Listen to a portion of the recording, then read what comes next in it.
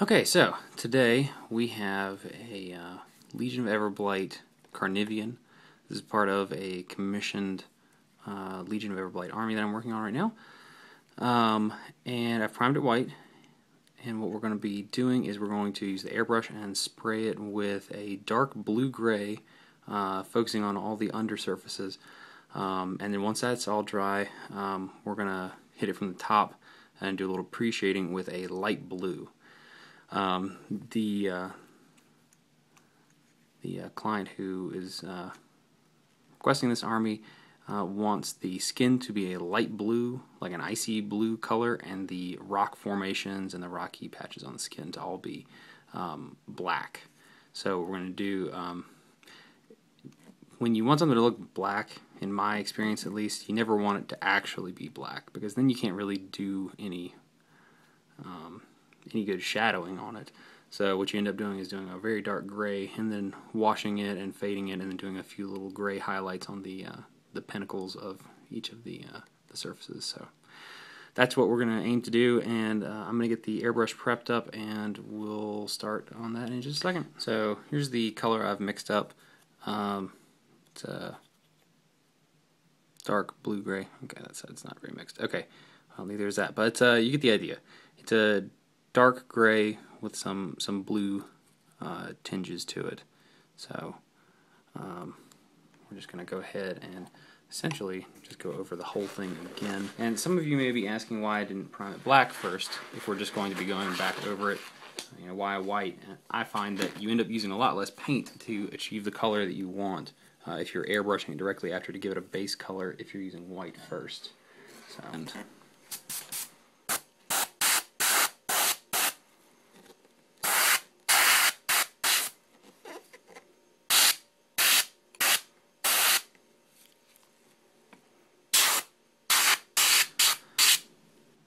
okay, so next step, I've loaded up the airbrush with very, very light blue. We're just going to hit it from the top.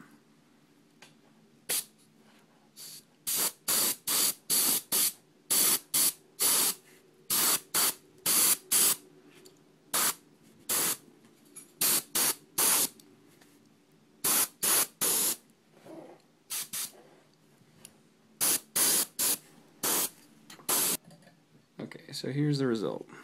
You got from the top, looks really bright, and from the bottom, looks really dark. So, there we are.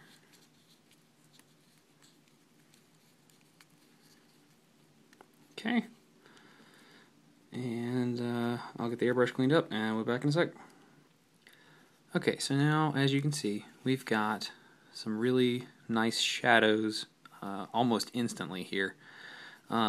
And now we need to start working on highlights on the skin. It's still much darker than we want it to be. We want to do sort of a light icy skin. So what we're going to do is we're going to get some watered down white paint and just a little bit of blue. It needs to be a very intense blue, not like a gray blue.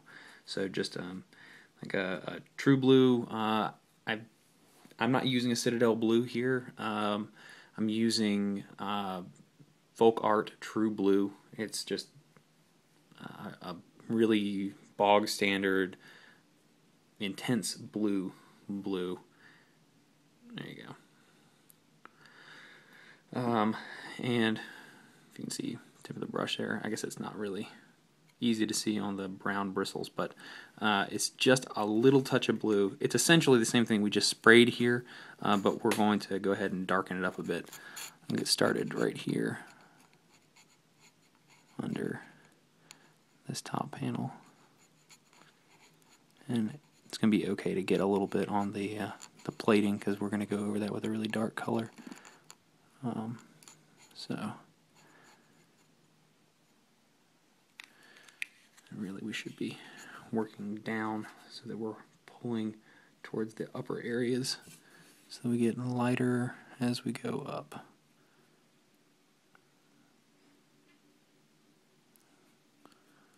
Make sure your paint is very thin.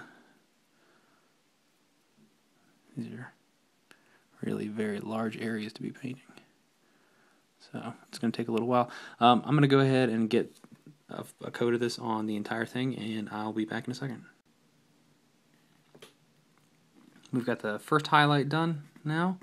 The area in the mouth, though, we're pretty much leaving that alone for now. We're gonna have to do the tongue inside there, and this striated muscle that's right here on the side of the mouth.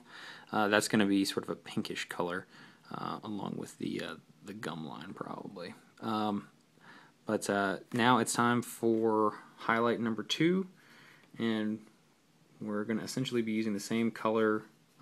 It's mostly white at this point, but we're just going to hit the tops of things that we really want to stand out.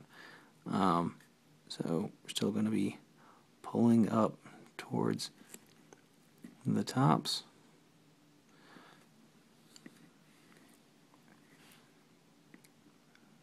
And we're not going to be covering nearly as much area as we have been in previous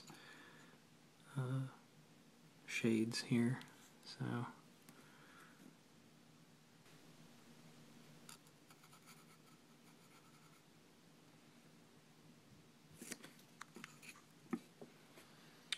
okay. I'm going to go ahead and finish up the rest of this layer, and I'll be back in a sec. Okay, so we've got that last layer of highlights done before we are going to do a wash. We're going to do a very, very light blue wash, but we're going to thin it down a whole lot. I've got the blue wash from Citadel Paint, whose name I can't remember at the moment, but I'll put it in the video here. Okay, there you go. Alright, and then we're going to do all the skin. We're going to focus a little bit more on the undersides of the surfaces. We're going to actually probably just do the whole thing and then do a second coat, still very watered down underneath. So we will get that mixed up real quick and start applying it. We want it really very watered down because we do want an ice blue color here. So too much of this is really going to darken it up to the point where we're going to have to do a lot of the same work again. So we want just ever so light. Yeah, there we go. So that's going to get down into places in the muscles that we want to show off the definition. It's going to get into the areas right up next to the sort of rocky surfaces and create some nice lines for us. And it's also going to cover up this uneven chalkiness. So you can get the idea of what we're doing here. And I'll go ahead and finish this up, and I will be back in a sec. Okay, so we've got a wash on now. This is going to take a little bit to dry, but what we're going to do next is start working selectively and try and bring out some final highlights here. This is one of the difficulties of working with very light colors, mostly white colors, is that you have to worry about it being blotchy and kind of chalky looking. So we're going to do our best to go ahead and get some of these top points here smoothed out to help us with some of that. Okay.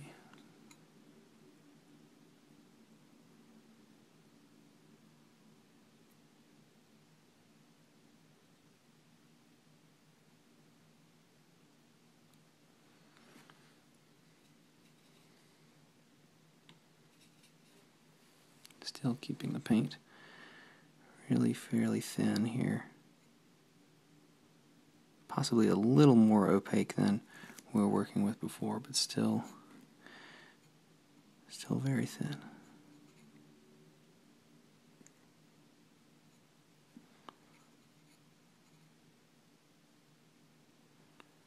Okay, so there we are. Alright, let's start working down this leg now.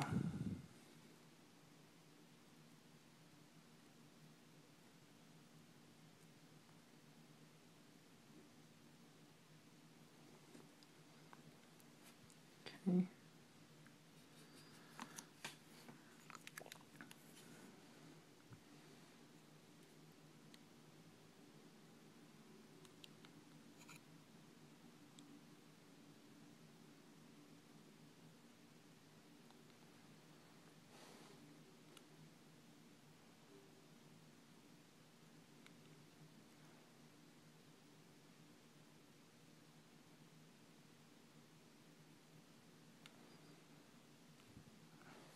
Alright, so you can see sort of how we're doing this on this bottom leg here. We're trying to do some more definitive shading to get rid of the general blotchiness in some of the larger areas. So I'm going to go ahead and hit the highlights on a lot of this musculature, and then I'll be back in a sec. I got the final highlight on the skin here. Once again, I'm finding that white is quite the difficult color to work with. If you're wanting sort of a pale white blue, it always ends up looking chalky. On the camera here, as I'm looking through it, it really looks even more blotchy than it actually is in real life. It may just be the lighting here, or the fact that the camera is really focused in on it. But yeah, a lot of this hopefully will be lessened when I start working on the spine here, and it's going to actually be that grayish black color and then fade out down there. So hopefully we can cover up some of this really chalky white there. So anyway, I'm going to go ahead and let's do an Adeptus Battle Gray coat on those rocks. And let's see here. There we go. Got Adeptus Battle Gray right here. And for the rocks, like the ones up here on the shoulders that are very defined and the plating that goes down, we're just going to do a solid coat of Adeptus Battle Gray there. But for the ones that are along the tail there that we want to highlight, we're going to end up watering down the Adeptus Battle Gray quite significantly and then doing sort of a pull wash up onto that section. So let me get a little bit of the paint on the palette here, and I'll get rolling.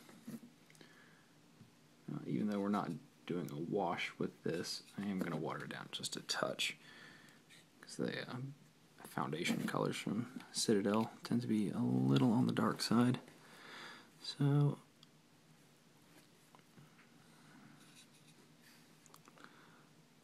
okay.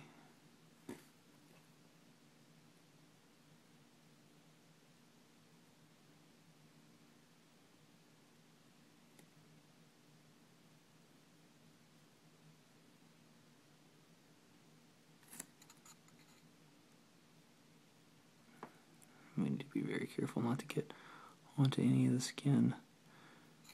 Repairing that color would be not insignificant amount of work to get the shading back correct. So